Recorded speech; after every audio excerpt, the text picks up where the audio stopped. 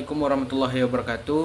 Baiklah, perkenalkan nama saya M. Syafrengki dengan NIM 204210256. Baiklah, di sini saya akan membuat video yaitu tentang edupreneurship untuk memenuhi tugas UTS dari dosen pengampu Ibu Fitri Nauli Siagian MPD.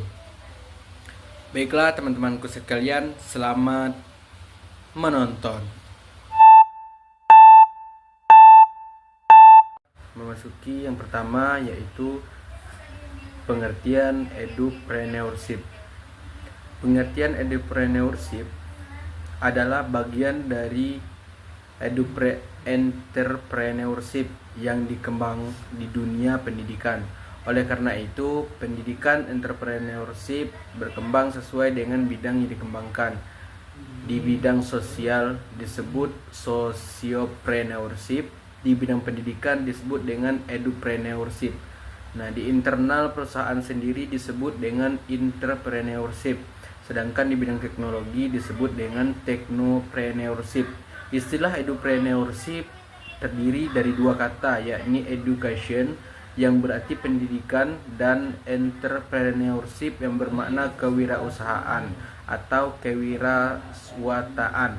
Selain dari itu, entrepreneurship juga berasal dari kata Prancis entreprendre yang berarti wirausaha atau kewirausahaan, yang juga diartikan sebagai entreprise yang berarti menyambut tantangan. Artinya edupreneurship yaitu sebuah bentuk wirausaha atau kewirausahaan yang bergerak di bidang pendidikan. Nah, edupreneurship ini sangat berguna untuk di masa sekarang karena seiring berkembangnya zaman, teknologi pun turut berkembang. Maka dari itu pendidikan pun juga harus dikembangkan lebih lanjut. Dengan adanya ini dapat membantu pendidikan di Indonesia.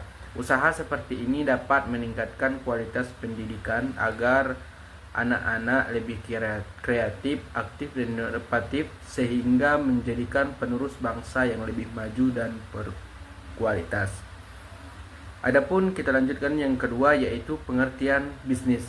Secara terminologis, bisnis merupakan sebuah kegiatan atau usaha. Bisnis dapat pula diartikan sebagai aktivitas terpadu yang meliputi pertukaran barang, jasa, uang yang dilakukan oleh dua pihak atau lebih dengan maksud memperoleh manfaat atau keuntungan. Dengan demikian, bisnis merupakan proses sosial yang dilakukan oleh setiap individu atau kelompok melalui proses penciptaan dan pertukaran kebutuhan dan keinginan akan suatu produk tertentu yang memiliki nilai atau memperoleh manfaat atau keuntungan.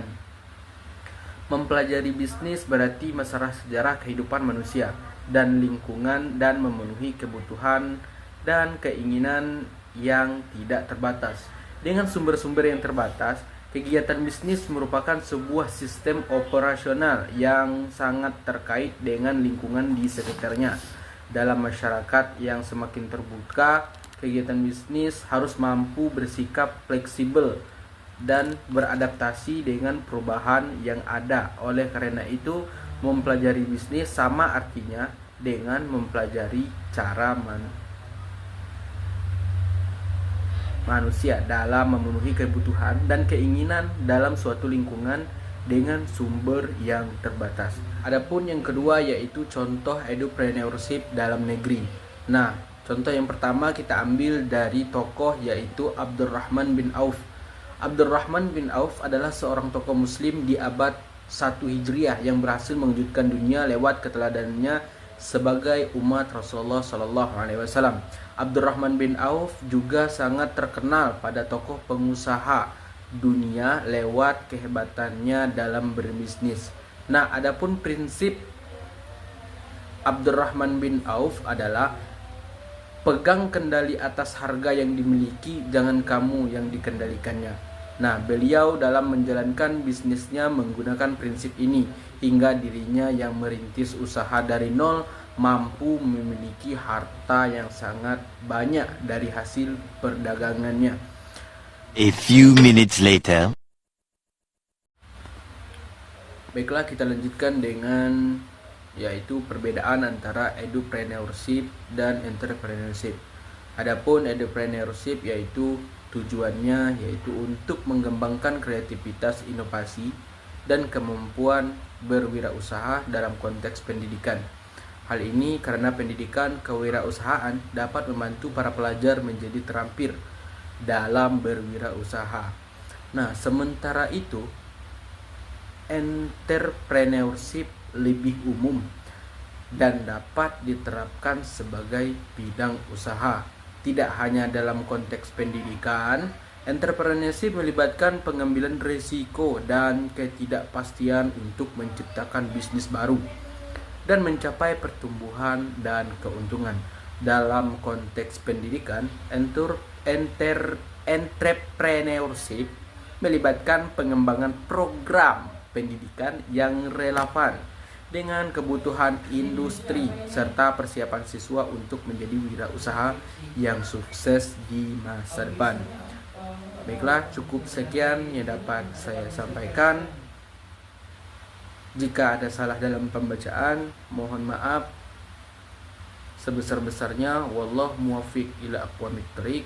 Wassalamualaikum warahmatullahi wabarakatuh.